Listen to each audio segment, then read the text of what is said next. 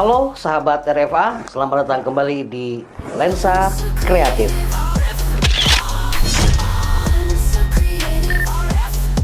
Podcast tempat kita ngobrolin dunia videografi, sinematografi, dan segala hal di balik layar yang bikin video kita makin keren. Saya A.R. Afandi akan menemani kalian dalam episode kali ini. Kali ini kita akan bahas salah satu faktor paling krusial dalam video, yaitu exposure.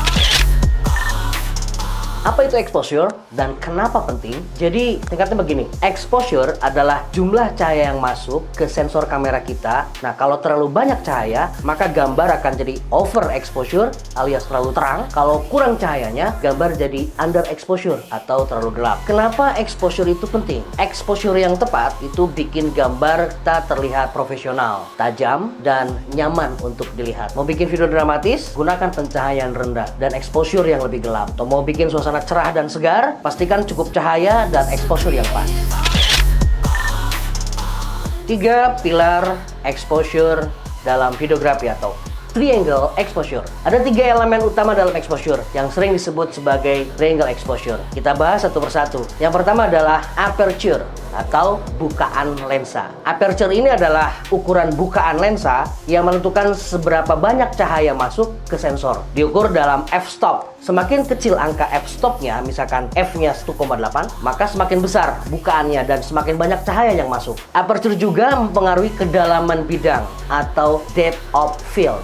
Mau latar belakang kalian blur alias bokeh, nah pakai aperture yang lebar, seperti 1,8. Yang kedua adalah shutter speed. Mengontrol kecepatan rana atau shutter speed itu menentukan berapa lama sensor kamera terkena cahaya. Diukur dalam fraksi detik, misalkan 1/50 atau 1/1000 detik. Mau efek gerakan cepat yang tajam, maka pakai shutter speed yang tinggi. Mau efek motion blur yang lebih sinematik, gunakan shutter speed rendah. Tapi jika di videografi, maka ada aturan yang harus kita pahami bahwa shutter speed itu diukur dari 2 kali fps. Maka jika fps yang kita gunakan 25, maka shutter speednya adalah 1/50. Atau jika fps-nya kita gunakan 30, maka shutter speednya adalah 1/60. Dan jika fps-nya adalah 60, maka shutter speednya adalah 1/120 dan seterusnya. Itu untuk videografi. Kemudian yang ketiga adalah ISO atau sensitivitas sensor terhadap cahaya. ISO ini mengatur seberapa sensitif sensor terhadap cahaya. Semakin tinggi angka ISO, semakin terang gambar. Tapi hati-hati, ISO tinggi bisa bikin noise atau ada butiran-butiran kasar pada gambar. Idealnya,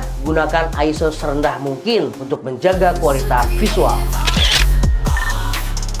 Sekarang kita masuk ke bagian praktik, gimana cara mengatur exposure yang baik. Yang pertama adalah gunakan mode manual atau semi manual. Mode manual ini memberi kontrol penuh atas pengaturan aperture, pengaturan shutter speed, dan pengaturan ISO. Ya kalau masih belajar, bolehlah kita gunakan mode aperture priority atau ada di A/AV ya, atau shutter priority atau S/TV. Di situ ada pengaturannya. Untuk kita bisa mengontrol salah satu aspek aja, sementara yang lainnya menyesuaikan. Kemudian perhatikan histogram. Histogram ini adalah grafik yang menunjukkan distribusi tonal dalam gambar. Pastikan datanya merata dan tidak menumpuk di satu sisi agar tidak overexposure atau juga tidak underexposure. Kemudian yang ketiga adalah manfaatkan pengukur cahaya kamera, lighting meter. Sebagian besar kamera punya light meter yang bisa membantu menyesuaikan exposure. Cek indikatornya sebelum mulai merekam. Kemudian yang selanjutnya adalah teknik bracketing. Bracketing adalah teknik mengambil beberapa versi exposure dalam satu adegan. Satunya normal misalkan, kemudian satunya overexposure dan satunya under exposure. Ini berguna saat kamu belum yakin dengan pengaturan terbaik. Cuma memang ada kerjaan tambahan ketika di editing.